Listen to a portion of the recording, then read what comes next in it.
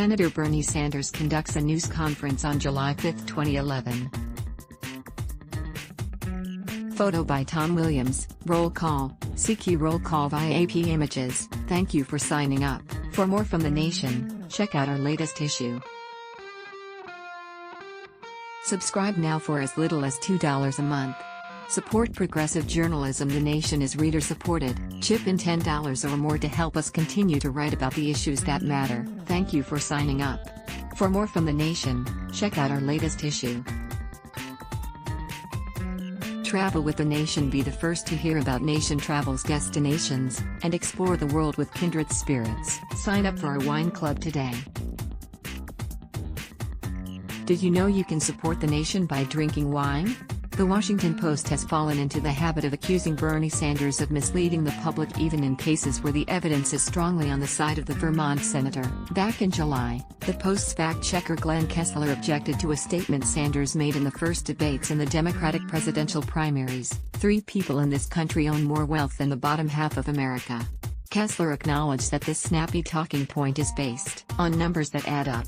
But then he added that it's also a question of comparing apples to oranges.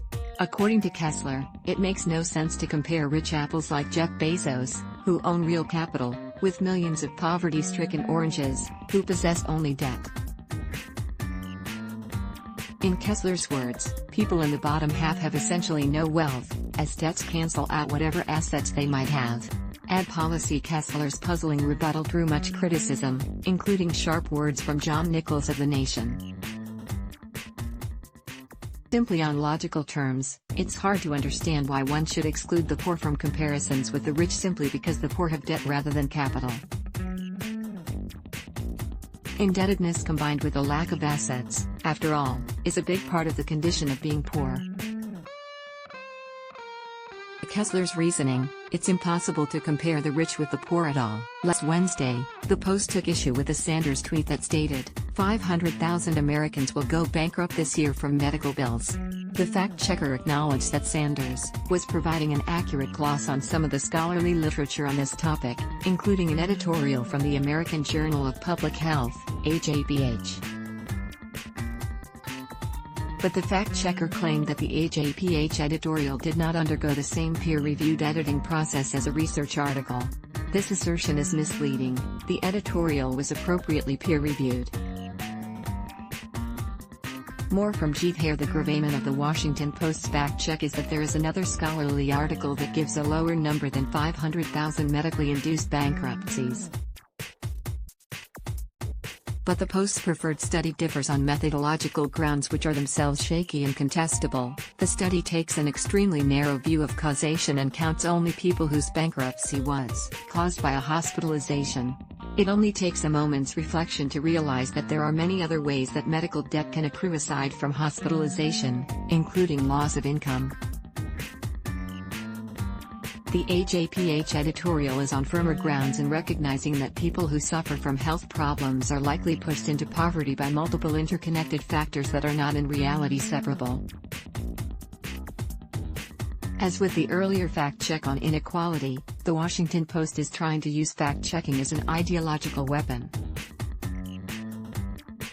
Sanders is under attack not for making false statements, but for calling attention to facts that are politically unpalatable for those who are happy with the economic status quo. It's unclear why the Post so often goes after Sanders in such a myopic fashion. The paper denies that its coverage is influenced by billionaire owner Jeff Bezos.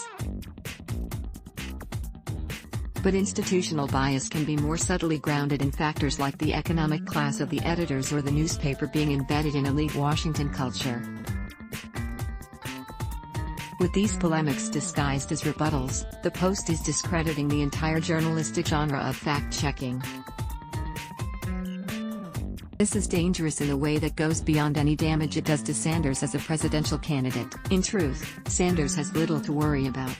The fact-checks are so ludicrous they are unlikely to sway any voters. What they are more likely to do is feed into a pervasive distrust of the mainstream media, which is bad for democracy. Sanders on media bias fact-checking is an essential journalistic service, all the more so under President Donald Trump. As is well known, Trump is a pathological liar on a scale never seen before in American politics. He makes Richard Nixon and Joseph McCarthy look like Boy Scouts. Many journalists, notably Daniel Dale of CNN, have done a commendable job in keeping track of Trump's unending Niagara of prevarication, fibs, invention, and nonsense. Current issue Trump himself worries about the danger that the media will hold him accountable, which is why he mocks fact-checking. On Monday, he tweeted, "The lamestream media has gone totally crazy. They write whatever they want, seldom have sources, even though they say they do, never do fact-checking anymore, and are only looking for the kill.